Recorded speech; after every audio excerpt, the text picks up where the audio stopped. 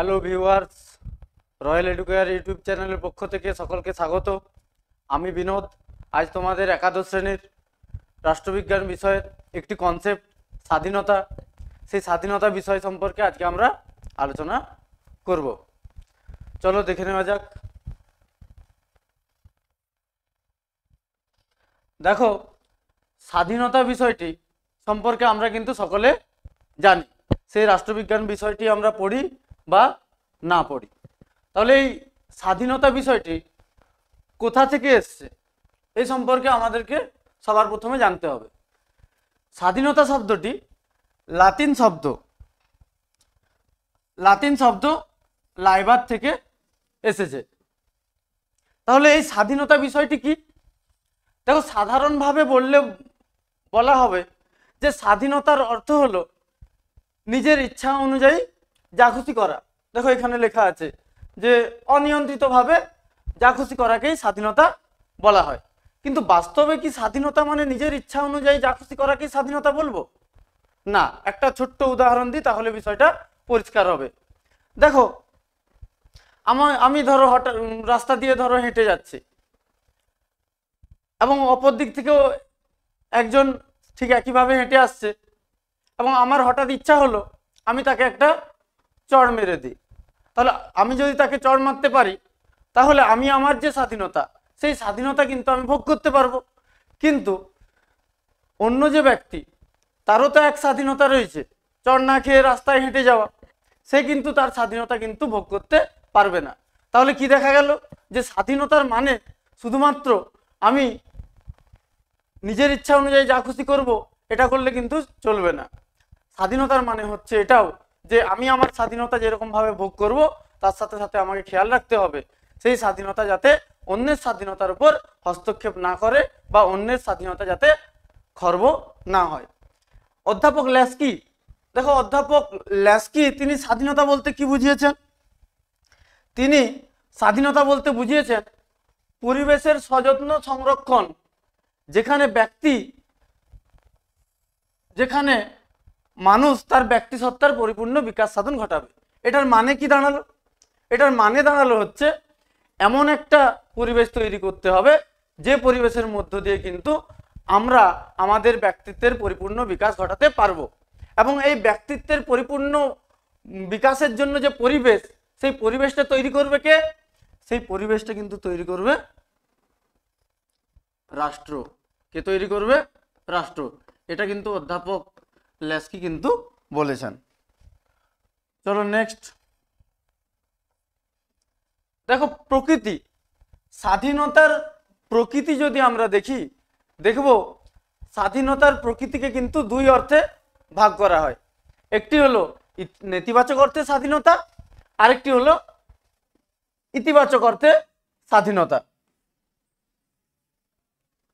এখন নেতিবাচক অর্থে স্বাধীনতা মানে কি? নেতিবাচক অর্থে স্বাধীনতা মানে হলো সর্বপ্রকার নিয়ন্ত্রণের অপসারণ। সর্বপ্রকার নিয়ন্ত্রণের অপসারণ মানে কি? সর্বপ্রকার নিয়ন্ত্রণের অপসারণের মানে হলো রাষ্ট্র একজন ব্যক্তির উপর, একজন ব্যক্তি মানুষের জীবনের উপর কোনো প্রকার হস্তক্ষেপ করবে না। একজন ব্যক্তি হবে স্বাধীন, এবং সে নিজের মতো করে কিন্তু নিজের জীবনযাপন করবে। রাষ্ট্র পরিচালনায় তার যা করার কর্তব্য সে সব কিছু পালন করবে।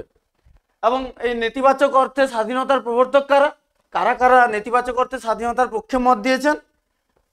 Bentham, Spencer, Herbert Spencer, Thomas Hobbes, John Locke, Adam Smith, John Stuart Mill, James Mill প্রমুখ, আবার অনেকে রয়েছেন। এনারা কিন্তু নেতিবাচক অর্থে স্বাধীনতার পক্ষে মত দিয়েছেন। অন্যদিকে যদি আমরা দেখি ইতিবাচক অর্থে স্বাধীনতা, ইতিবাচক অর্থে স্বাধীনতা মানে হচ্ছে স্বশাসন ও স্বনিয়ন্ত্রণের কথা বলা হয়। এখন স্বনিয়ন্ত্রণ বিষয়টা কি রকম? যে একজন ব্যক্তি, ধরো আমি একজন ব্যক্তি, আমি আমার স্বাধীনতাকে তখনই খুব ভালোভাবে ভোগ করতে পারবো যখন রাষ্ট্র কিন্তু আমাকে নিয়ন্ত্রণ করবে, এবং সেই জন্য এটাকে ইতিবাচক অর্থে স্বাধীনতা বলা হয়েছে। এর পক্ষে কারা কারা মত দিয়েছে? এর পক্ষে মত দিয়েছে রুসো, জাঁ-জ্যাক রুসো আমরা সকলে জানি, হেগেল, গ্রিন, ল্যাস্কি প্রমুখ এনারা কিন্তু ইতিবাচক স্বাধীনতার পক্ষে মত দিয়েছেন। একটা উদাহরণ দেওয়া আছে, এই উদাহরণটা, এই ছবিটা দেখলে দেখো বুঝতে পারা যাবে নেগেটিভ আর পজিটিভ লিবার্টির মধ্যে পার্থক্য। দেখো এখানে এই ছবিটিতে দেখো কিছু বালক আছে আর একজন প্রাপ্তবয়স্ক ব্যক্তি আছে। এই প্রাপ্তবয়স্ক ব্যক্তি হচ্ছে কার প্রতিনিধি? রাষ্ট্র, একে আমরা রাষ্ট্র হিসেবে দেখব। আর এখানের যে বালকরা রয়েছে তাদেরকে আমরা কিন্তু ব্যক্তি হিসেবে দেখব। কি হিসেবে দেখব? ব্যক্তি হিসেবে। এখন নেগেটিভ লিবার্টি কি বলে? নেগেটিভ লিবার্টি বলে যে রাষ্ট্র ব্যক্তির ওপর কোনো প্রকার হস্তক্ষেপ করবে না। তো সেই রকম ভাবে এখানে ব্যক্তি নিজের ইচ্ছা অনুযায়ী কাজ করছে, সেখানে কিন্তু রাষ্ট্র কিন্তু কোনো প্রকার হস্তক্ষেপ করছে না, তারা তাদের মতো করছে। রাষ্ট্র শুধুমাত্র এখানে নাইট ওয়াচম্যান। নাইট ওয়াচম্যান মানে হলো নিজের জাস্ট দেখবে, চৌকিদার। রাষ্ট্র এখানে শুধুমাত্র দেখার কাজ করবে, এর থেকে বেশি কিছু নয়। কিন্তু পজিটিভ লিবার্টির ক্ষেত্রে যদি আমরা দেখি, পজিটিভ লিবার্টিতে দেখবো আমরা রাষ্ট্র কিন্তু এখানে একটা গুরুত্বপূর্ণ ভূমিকা পালন করবে। দেখো এখানে এই যে রাষ্ট্র আর এই যে ব্যক্তি, সেই ব্যক্তির যে স্বাধীনতা, সেই স্বাধীনতা যখন কেউ কেড়ে নিতে আসে তখন কিন্তু এই রকম ভাবে এই রাষ্ট্র কিন্তু তখন কিভাবে এইভাবেই কিন্তু ব্যক্তির স্বাধীনতাকে অন্যের হাত থেকে কিন্তু রক্ষা করে। এটাই কিন্তু এক্ষেত্রে নেগেটিভ আর পজিটিভ লিবার্টির দৃষ্টিভঙ্গিকে ব্যাখ্যা করে এই ছবিটি। আশা করি সকলে বুঝতে পেরেছ। চলো নেক্সট আরেকটু এই বিষয়টাকে ভালোভাবে বললে বুঝতে পারবে। দেখো এটাকে যদি আমরা একটা গোয়াল ঘর হিসেবে দেখি, গোয়াল ঘরে কি হয়? ধরো এখানে খাবার রাখা আছে, ঠিক আছে, খাবার রাখা আছে এবং এখানে গরুদেরকে ধরো প্রবেশ করানো হলো। কি দেখা যাবে? দেখা যাবে যে এই গরুরা কিন্তু নিজের ইচ্ছা মতো খাবার খাবে এবং সবথেকে শক্তিশালী যে গরুটি সে কিন্তু সবথেকে বেশি খাবার খাবে, আর সবথেকে দুর্বল, সবথেকে শক্তিহীন যে গরু সে কিন্তু মার খাওয়ার ভয়ে কিন্তু সে যাবে না। তাহলে এটা কোন দৃষ্টিভঙ্গিকে ব্যাখ্যা করে? এটা নেগেটিভ লিবার্টিকে ব্যাখ্যা করে, নেতিবাচক স্বাধীনতাকে ব্যাখ্যা করে। কিন্তু অন্যদিকে যদি এখানেই যদি একটা ব্যবস্থা আমরা কি করি সকলে, যে বিভিন্ন খুঁটিতে তাদেরকে বেঁধে তাদের মতো করে যদি খাবার দেওয়া হয় তাদেরকে, তাহলে সবাই প্রত্যেকে নিজেদের খাবার খেতে পারবে। তাহলে এই যে বিষয়টা, এটা কিন্তু পজিটিভ লিবার্টিকে ব্যাখ্যা করে এবং এভাবেই কিন্তু রাষ্ট্র কিন্তু এই ব্যক্তির স্বাধীনতা রক্ষার ক্ষেত্রে কিন্তু ভূমিকা পালন করে। চলো নেক্সট। এরপর দেখো স্বাধীনতার রক্ষা কবচ।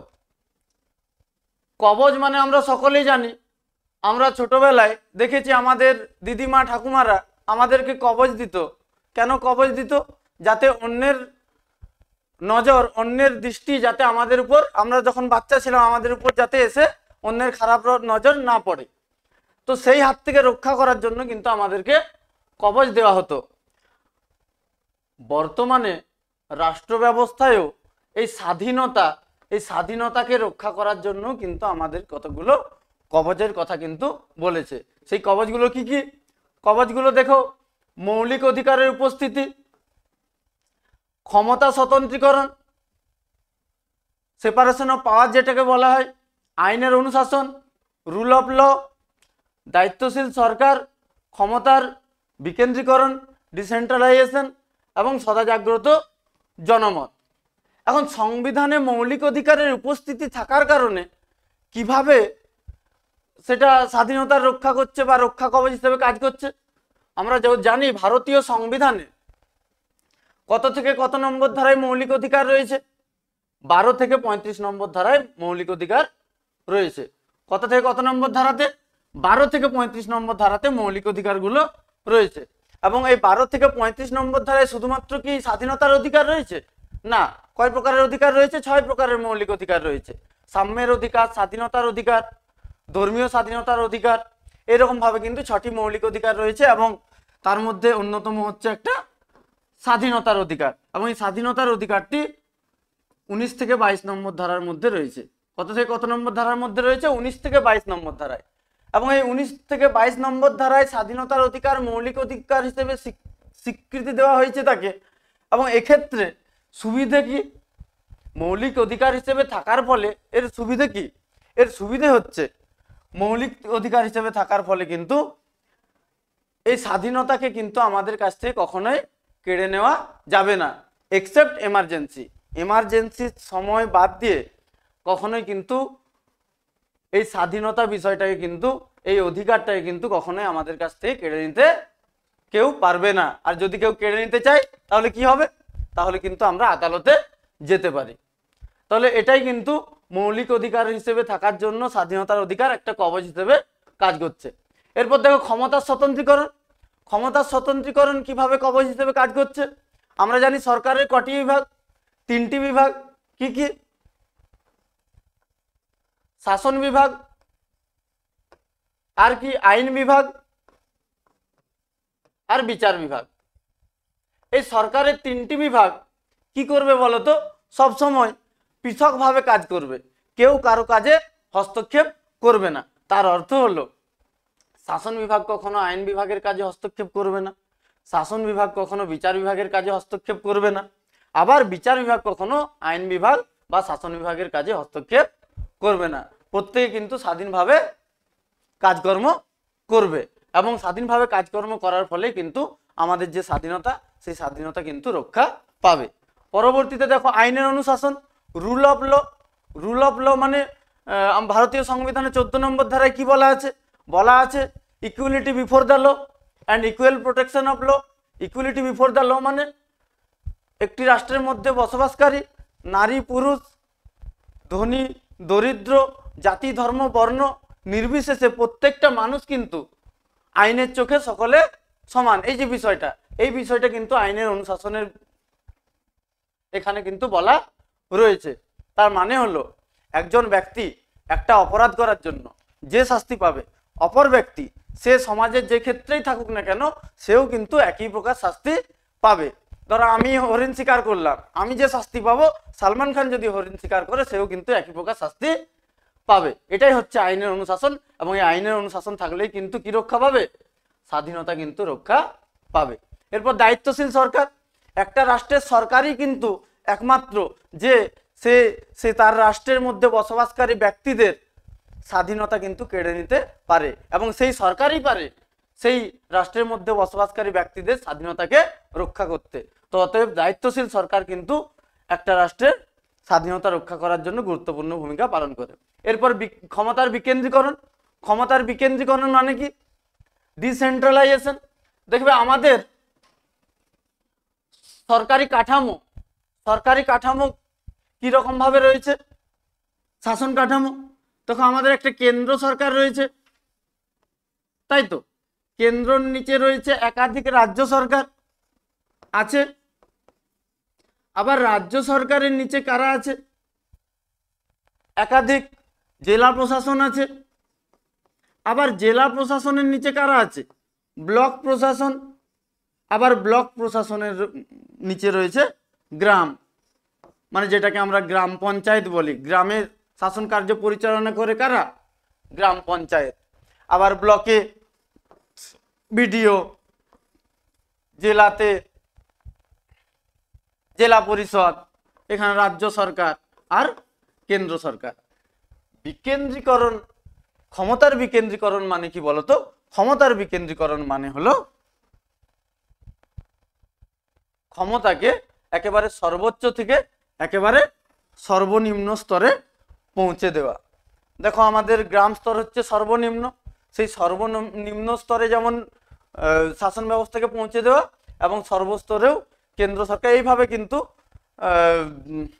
ক্রমানুযায়ী কিন্তু আমাদের শাসন ব্যবস্থাটাকে সর্বনিম্ন স্তর পর্যন্ত, যেটাকে বলা হচ্ছে গ্রাসরুট লেভেল, সেই লেভেল পর্যন্ত নিয়ে আসা, এবং যার ফলে কিন্তু আমাদেরকে কিন্তু স্বাধীনতা,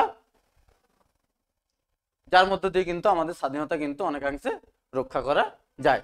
এরপর শেষ দেখো, শেষে আছে সদা জাগ্রত জনসমাজ। কারণ সদা জাগ্রত জনসমাজ যদি না থাকে তাহলে কিন্তু আমরা আমাদের স্বাধীনতা কিন্তু ভোগ করতে পারবো না।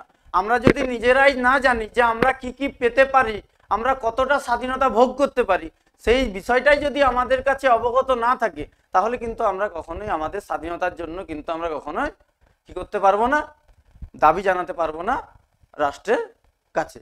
আশা করি সকলে বুঝতে পেরেছো। নিজস্ব মতামত জানাবে কমেন্ট বক্সে। আজকে এত দূরই, খুব শীঘ্রই পরবর্তী ভিডিও নিয়ে আসবো।